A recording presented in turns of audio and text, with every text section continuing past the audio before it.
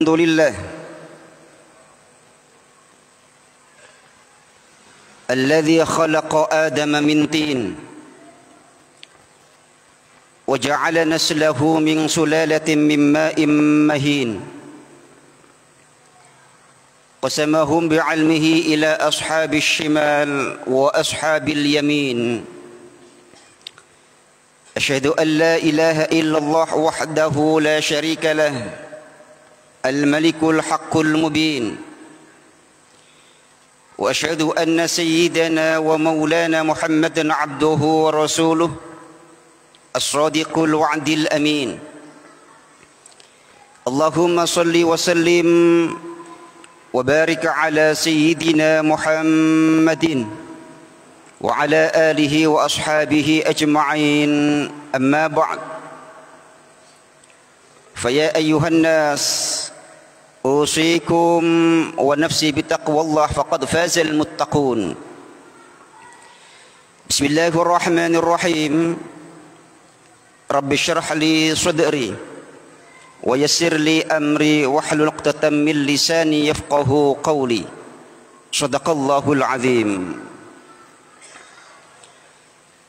Kaum muslimin jamaah salat Jumat yang berbahagia, seringkali kita memaknai kebaikan Allah itu dalam perspektif materi. Allah baik kepada kita saat kita diberikan kecukupan harta, investasi di berbagai macam portofolio, tabungan di berbagai macam bank. Allah baik kepada kita saat kita diberikan ladang yang luas, rumah yang megah. Itu memang kebaikan Allah. Tetapi esensi dari kebaikan Allah tidak sesempit itu.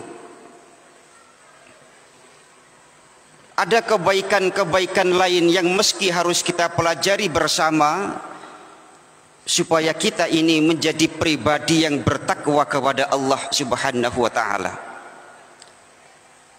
Ada baiknya kita akan mempelajari satu riwayat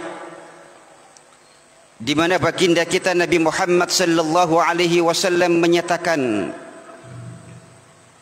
arba'atun man u'tiyahunna faqad u'tiya khairat dunya wal akhirah. Ada 4 perkara, siapa yang Allah berikan 4 perkara ini, sungguhlah ia diberikan kebaikan di dunia juga kebaikan di akhirat. Apa yang baik menurut kita belum tentu baik menurut Allah. Tetapi yang menurut Allah itu baik, pastilah di situ kita akan mendapatkan kebaikan. Apa 4 perkara itu? Qalban syakira, hati yang pandai bersyukur.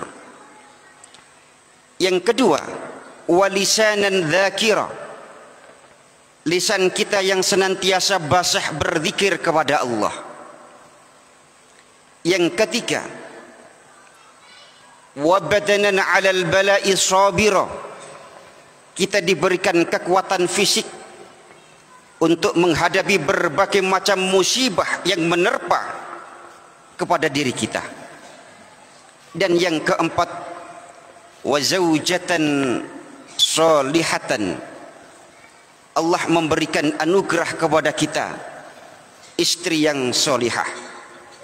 Bukan hanya seorang perempuan yang menjadi seorang istri, tetapi juga berperan menjadi seorang pendamping. Hadirin, momentum singkat ini kita akan mempelajari kebaikan Allah yang pertama, yaitu qalban syakira, hati yang pandai bersyukur. Ada sebuah ungkapan, my heart is my home, hatiku adalah rumahku. Boleh jadi rumah kita ini adalah rumah dengan tipe sangat sederhana. Akan tetapi jikalau Allah memberikan anugerah keluasan batin dan jiwa kita, yang sederhana itu akan terasa megah.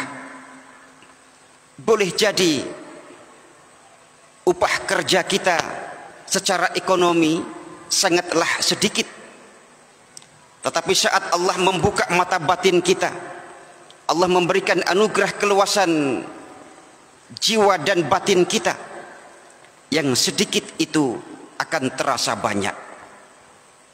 Maka para hadirin yang dimuliakan Allah Subhanahu wa taala, orang-orang yang diberikan anugerah keluasan jiwa dan batin, sungguhlah merupakan anugerah besar yang Allah berikan kepada kita. Oleh karena itu kita mesti bersyukur saat semua itu ada di dalam diri kita. Suatu saat ada seorang sahabat berdoa.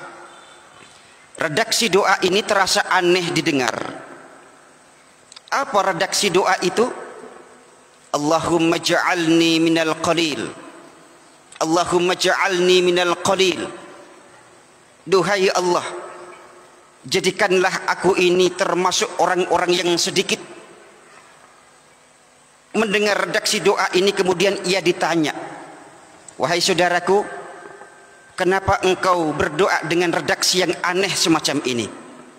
Ia pun kemudian menjawab, bukankah Allah telah menyatakan di dalam Al-Quran, wa qalilum min ibadiyasy syakur, sangatlah sedikit di antara hamba-hambaku ini yang pandai bersyukur.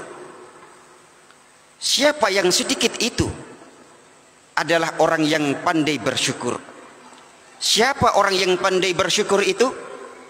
Adalah orang yang diberikan keluasan jiwa, keluasan hati, keluasan batin. Maka kita yang merasa cukup dengan apa yang Allah berikan kepada kita, sungguhlah kita ini diberikan anugerah besar. Apa yang besar? Jiwa kita, batin kita. Di tengah-tengah arus globalisasi saat ini, kita sering menyaksikan orang yang diberikan kecukupan harta, tetapi miskin batinnya. Rumahnya sudah merupakan titik liur orang melihatnya. Kendaraannya membuat orang decak kagum.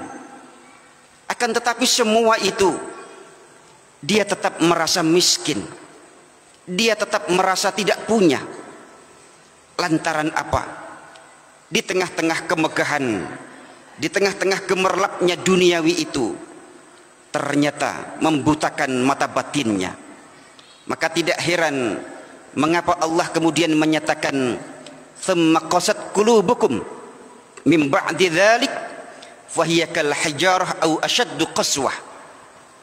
Kemudian hati-hati kita ini menjadi keras bagaikan batu, bahkan lebih keras daripada batu.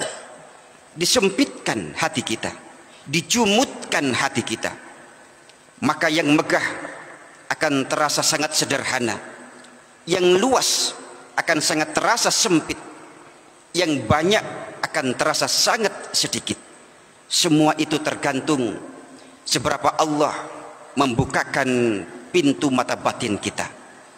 Maka para hadirin yang dimuliakan Allah Subhanahu wa taala, kita mesti bersyukur kepada Allah atas apa yang Allah berikan, atas apa yang Allah titipkan kepada kita. Keluasan dan kemegahan duniawi, semua itu tergantung dari seberapa besar luas mata batin kita.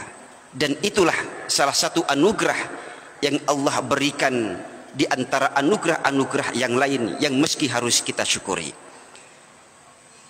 Kita berdoa kepada Allah, semoga Allah memberikan anugerah yang barokah dari ilmu kita, rizki kita, keluarga kita, dan di penghujung kehidupan kita, kita berdoa kepada Allah dan meminta kepada Allah, semoga Allah memberikan akhir yang husnul khatimah.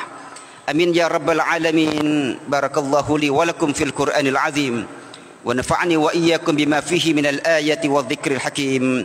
Wa qur rabbi ighfir warham wa anta khairur rahimin.